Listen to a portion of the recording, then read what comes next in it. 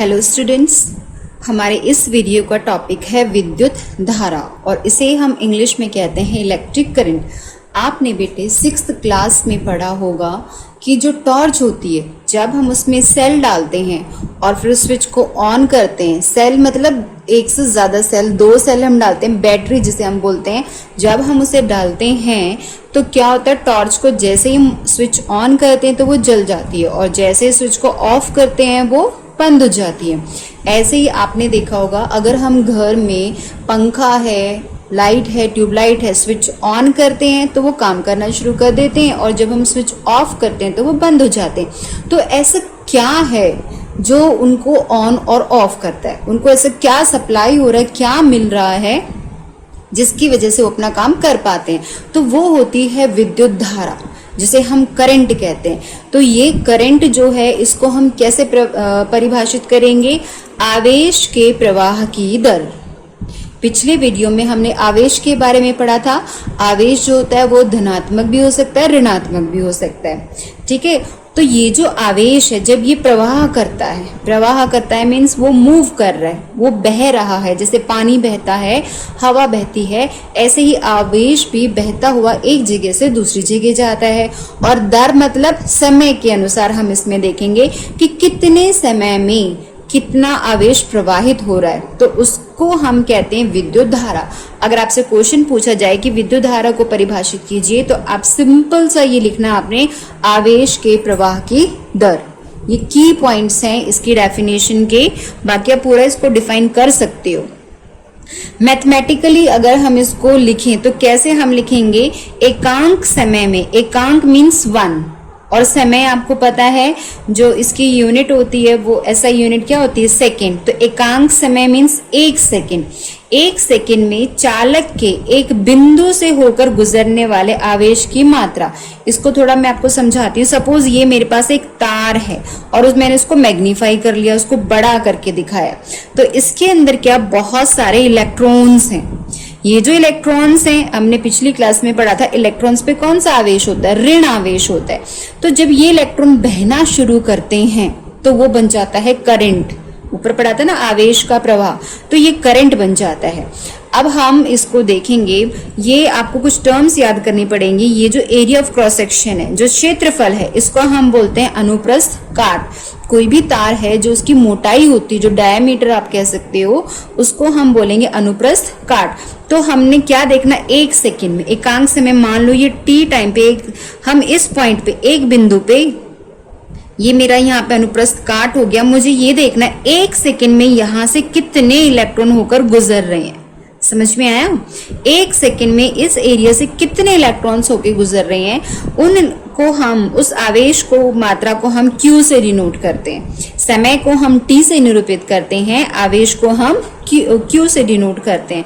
तो हमें क्या देखना है? 1 सेकेंड में कितना आवेश जो है, कितनी आवेश की मात्रा यहाँ से होकर गुजरी है, वो हमारा कहलाएगा विद्युत धारा।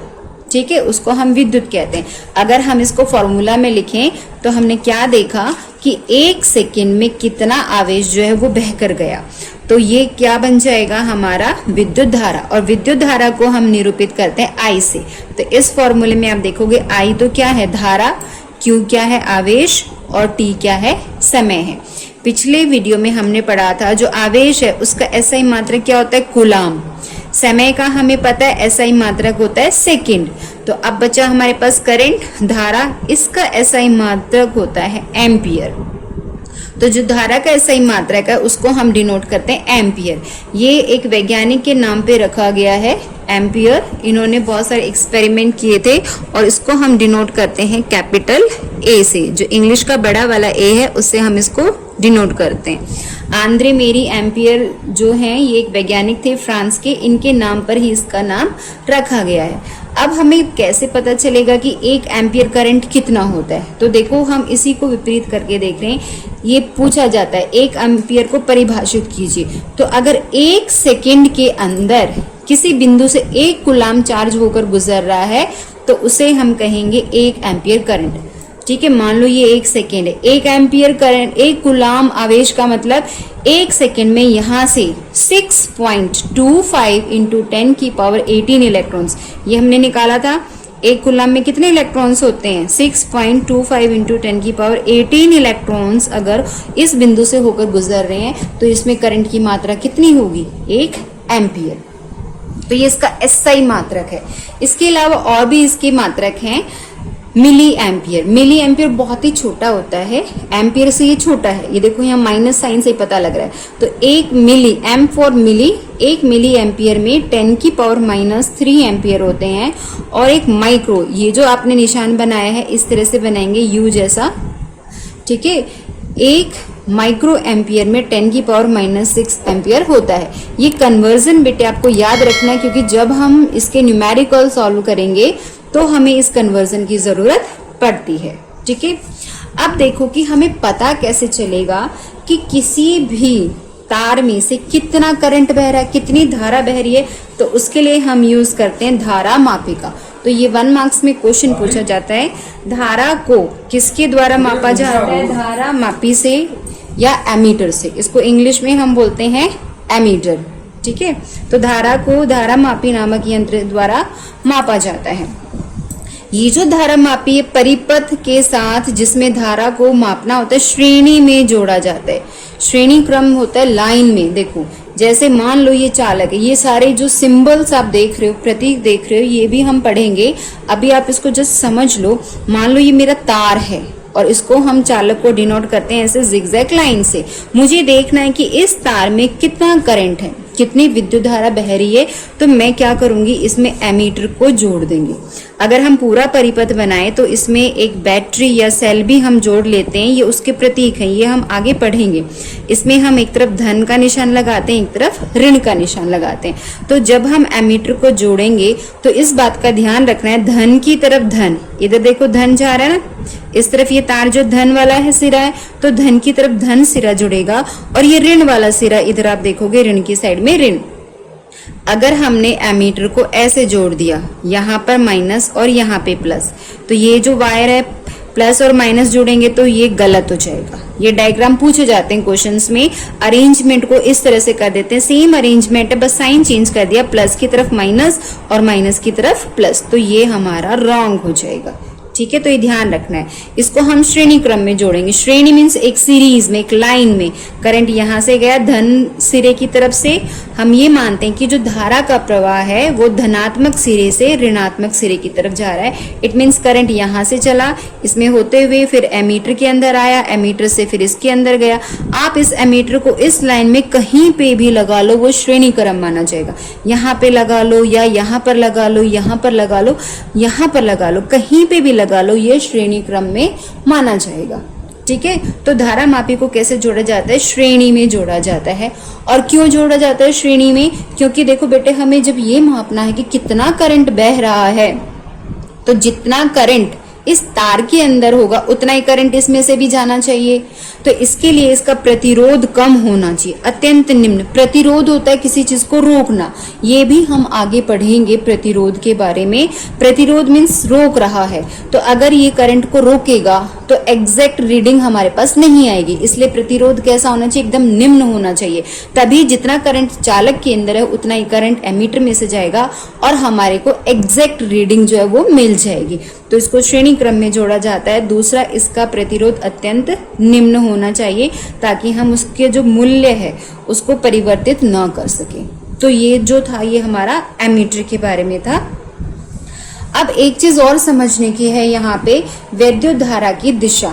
जब देखो बेटे, विद्युत धारा का कॉन्सेप्ट आया था ना, तब इलेक्ट्रॉन की खोज नहीं हुई थी और ये माना जाता था कि जो विद्युत धारा है वो धन आवेश का प्रवाह है। तो इसको हम ये मानते थे कि वो धन आवेश से ऋण आवेश की तरफ बहती है। लेकिन बाद में जब इलेक्ट्रॉन की खोज हुई तो ये देखा गया कि जो विद्युत धारा का प्रवाह है वो इलेक्ट्रॉनों की वजह से है। वो किसकी वजह से? इलेक्ट्रॉनों की वजह से। ये आपको मैं डायग्राम में दिखाती हूँ।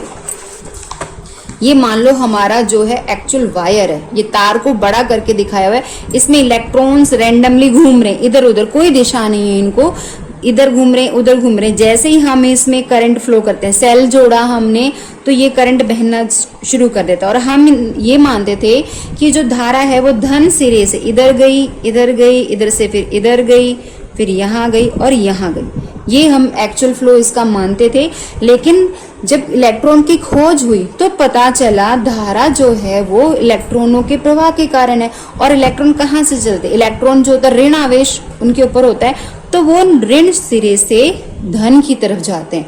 तो परंपरागत धारा की दिशा हम पॉजिटिव टू नेगेटिव मानते हैं, लेकिन एक्चुअल इलेक्ट्रॉन की प्रवाह की दिशा क्या है, नेगेटिव से पॉजिटिव। अब क्योंकि उसके बाद बहुत सारी डिस्कवरीज हो चुकी थी, हम वहां पे यही यूज करते थे कॉन्सेप्ट कि पॉजिटिव से नेगेटिव की तरफ जा रहा है, धन सिरे से ऋण सिरे की तरफ, तो इसलिए इस टर्म को चेंज नहीं किया गया। बस अब इस बात का ध्यान रखा जाता है कि धारा की दिशा हम धन से ऋण की तरफ मानते हैं, लेकिन एक्चुअल में इलेक्ट्रॉनों की दिशा ऋण से धन की तरफ होती है। तो ये क्वेश्चन पूछ लेते हैं 1 मार्क्स में, तो ये आपको पता होना चाहिए कि विद्युत धारा की परंपरागत दिशा जो है बाह्य परिपथ में, वो हम क्या मानते हैं, सेल के धन सिरे से ऋण सिरे की तरफ मानते हैं, परंतु इलेक्ट्रॉनों का वास्तविक प्रवाह सेल के ऋण सिरे से धन सिरे की ओर होता है, जो कि परंपरागत धारा की दिशा के विपरीत है।